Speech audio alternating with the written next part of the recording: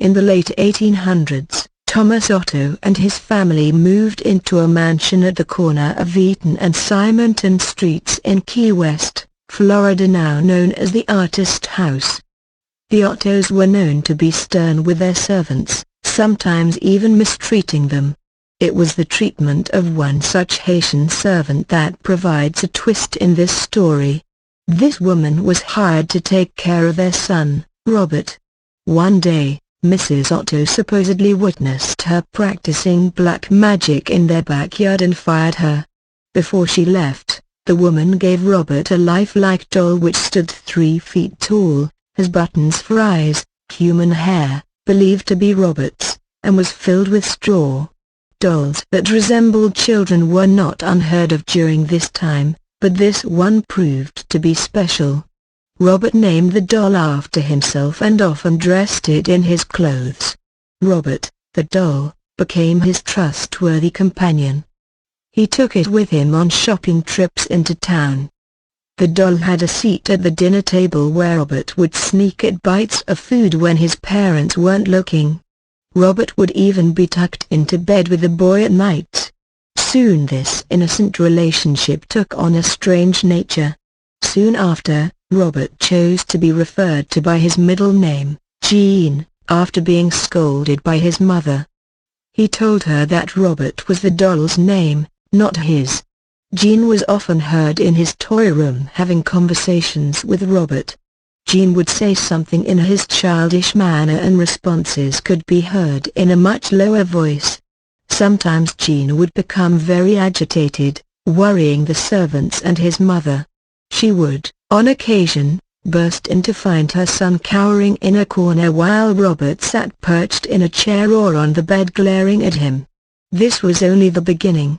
Household objects would be found thrown across the room, Jean's toys turned up mutilated, and giggling could be heard. Whenever these unusual acts took place, Jean always said, "Robert did it." The boy took the punishment but always insisted that the blame was Robert's. As the mischief grew, more and more servants took their leave as new ones were hired. The Otto's relatives felt it was time to do something. With the recommendation of a great-aunt, Jean's parents removed Robert from his care and placed him in a box in the attic.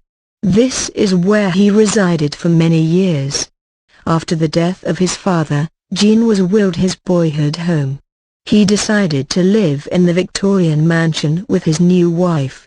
Jean had become an artist, and felt the house was spacious and would provide a place for him to paint. He went to the attic and dusted off his childhood toy. He became attached to the doll despite his wife's displeasure. Jean would take the doll along with them everywhere they went. He even sat in his favorite little chair while Jean and his wife slept nearby. The turret room became Robert's domain after Mrs. Otto moved him back to the attic. Their marriage slowly became sour until Mrs. Otto supposedly went insane and died of unknown reasons. Jean followed soon behind. Robert supposedly attacked people, sometimes locking them in the attic. People who passed by claimed to hear evil laughter coming from the turret room. For some time, Robert remained in the empty house by himself until a new family purchased the mansion and restored it. The doll was once again moved to the attic. This pleased it as much as the last time. The doll was often found throughout the house. On one certain night, Robert was found at the foot of the owner's bed giggling with a kitchen knife in hand. This was enough to send them fleeing from the home. Robert was later moved to the East Martello Museum in Key West, where he sits perched in a glass box. Despite his new living quarters, the doll is believed to not have given up his menacing ways. Visitors and employees claim they have seen the doll move. His smile has been known to turn into a scowl. One employee cleaned Robert, turned off all the lights and left for the night. The next day, he returned to find lights turned on, Robert sitting in a different position than the night before and a fresh layer of dust on his shoes. Some say he'll even curse you. If you want to take a picture of him, you must ask politely. he'll tilt his head in permission.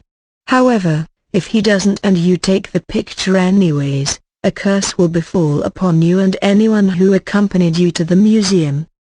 The same will happen if you make fun of him.